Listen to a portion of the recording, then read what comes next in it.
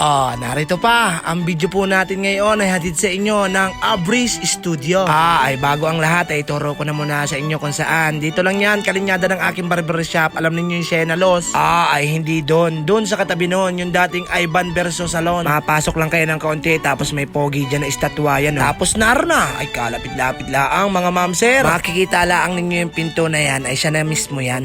Na yun yung may-ari si Madam Abrila Cadabra. Ay anak ng mga papangalan niya ni Madam. Parang magic. Narito, kasama nga rin namin pagpunta rito ang Beshi ng Oval City. Pa-follow naman ako sa kanya mga ma'am sir, kay Beshi yung vlogger. Ay narito na, sinubukan namin agad yung service nila dito. Ay syempre, bago ko ito ipangwintuhan ay dapat ay subukan ko na muna. Eksakto pating maigi at first time ko laang magpaganito sa aking buhay. Kasama ko nga rin dito si Ninong Primo, kaya kahit tanungin nyo si Ninong Primo ay talagang maganda pala ang serbisyo nila dito. Naroon na nga si Beshi nagpalagay na ng pilik, ay nagpalagay pa ng nail extension. Sinuli talagang maigi yung pagkakataon. Ganyan daw baga kapag maganda yung serbisyo. Aesthetic pating maigi yung pwesto nila dito. Napakaganda, nakaka-relax. Naka-aircon pa, sus na ginaw yan. Kitang-kita nyo naman yung mga ngiti sa aking labi. Ay talagang satisfied. Kalmado pala talaga dito sa Abris Studio. Na yan, marami kayong pamimilian na cutics dito. Ay talagang daan yatang piraso yan. Hindi lang kulay ng rainbow ang pwede nyong ipalagay sa inyong mga koko. Kahit anong kulay na gusto ninyo. Baka naman wala kayong tiwala. Na ito ang mga sertifikasyon, mga seminar. Hindi ko nababasahin yan mga ma'am sir. Pumunta na lang kayo dito at subukan nyo naman din. Na yan yung mga ino-offer nilang services. Mamili na lang kayo dyan kung ano ang gusto ninyo. Ay deserve ninyo yan mga ma'am sir. Na yan pa, kasama na dyan yung mga presyo ay wag puro trabaho, asikasuhin din ang sarili. Ay happy birthday din sa aking kababata, kinakapatid na si Sir Michael Bilonta. Happy birthday sir, mabuhay ka hanggat gusto mo. Alright mga ma'am sir, kumusta po kayong lahat? Isang panibagong umaga na naman. Ay alam na ninyo, nagpalingki na ako niyan para sa tindahan baga. Nakita ko naman itong pitik, ay bumili ako 2 kilo agad. Antak yung pitik na yun ay. Tapos almusalan ko naman dito sa may Bigleti ng pansit bato, siyempre paborito baga. Ay ano pa naman mga ma'am sir, mag-almusal na po tayo. Maraming salamat po Lord sa lahat ng blessing at pag-iingat mo sa aking mga mahal sa buhay. Shoutout dyan kalakapitan. Pagkatapos ko mamalingki, diretso ako doon sa tindahan, loto ko ng pastil. Nung okay na ang lahat, ay punta ko na doon sa barbershop. Hindi na ako nakalinis at meron agad buenang mano. Thank you Lord. Ilahan ako agad ng 5. Hal agad, umaga pala. Naroon baga, dire-diretso na ang gupitan. Wala na naman putol hanggang sa dumating si Tito Bogat. Mag-alas 11 dumating si Tito Bogat sa barberia. Pasado alas 11 naman, bumalik ako doon sa kainan at tinikman ko yung mga luto ni Padi. Ay masarap talaga. May mga kumain na rin, tapos balik ko na doon sa barberia. Kaunti anakin ng tao, ay dali mo na yung Tito Bogat. Sabay balik ka na doon sa kainan at gulpi na ng tao doon sa ating kainan. Labasan na ng mga estudyante.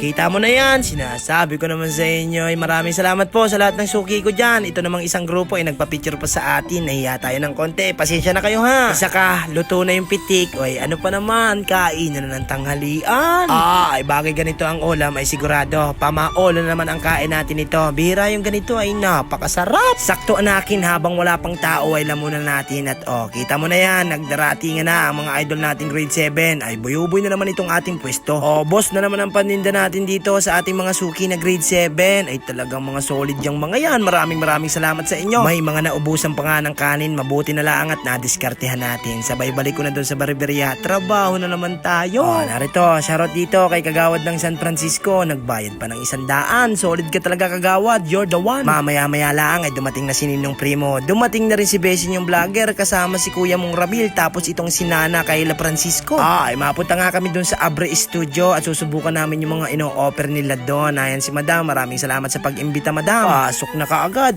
pati si Besin yung vlogger ay magpapalagay ng pilik tapos mga panel extension. Salang ko na doon sa salangan at papalambutin daw ang ating mga kalyo sa paa. Ay maraming salamat talaga dito sa Abris Studio. Ay first time ko po ito. Ay ito yung mabalbag sa atin. Ang kanang kamay dito ni Madam Abri. Dahan-dahan lang po anakin at ito po ay aking first time. Malakas pa naman ang kiliti ko dito sa paa. Binalbaga na kaagad, nirabrab na ng rirabrab, pinaglilihan na. Ang maganda naman dito ay napakagaan lang ng kamay niya. Yung paa ko lang talaga ang may kabigatan. Wala pang 20 minutos ay pawisan na yung dumadali. Ay laki naman ng paa ko ay.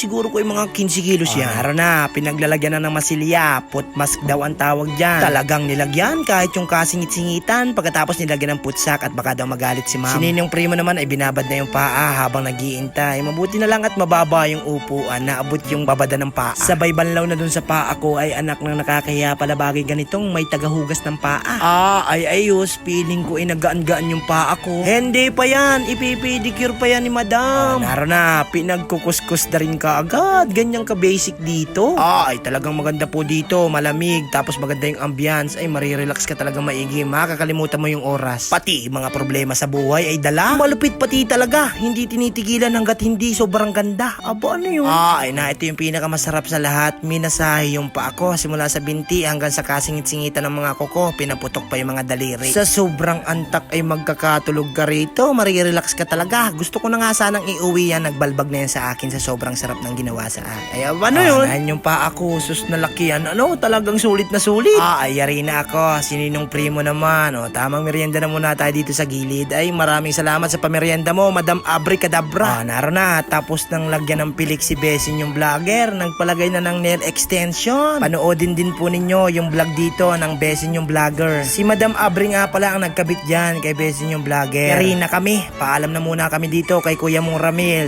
Naroon, kagaganda ng mga paa. Ay kaya lang ay maulan, ay dahan-dahan lang tayo at baka mabalbagan na kaagad ng puti. Lakad mayaman daw muna tayo at mahirap na, kabago-bagong renovate ay baka malusakan. Kaya lang ay pagpunta ko sa barberia ay puno-puno, buyo-boy na naman ng tao. Ay tapos anakin, hindi nga malulusakan ang paa natin, mabubuhukan naman. Ay di bali anakin, napakalapit lang naman itong aking barberia dito sa Abris Studio. Pwede tayo anytime pumunta. Kaya ano pa naman mga ma'am sir, subukan na ninyo. Pag hindi nyo natukoy, puntahan nyo dito ako sa aking barberia at sasamahan ko kayo. Naroon na, inakagugupit. Dumating na pala si Tito Jom. Ay di pa hanggang dito na lang po muna mga ma'am sir. Maraming salamat po. Sana po ay palagi kong nasasayang yung mga oras ninyo.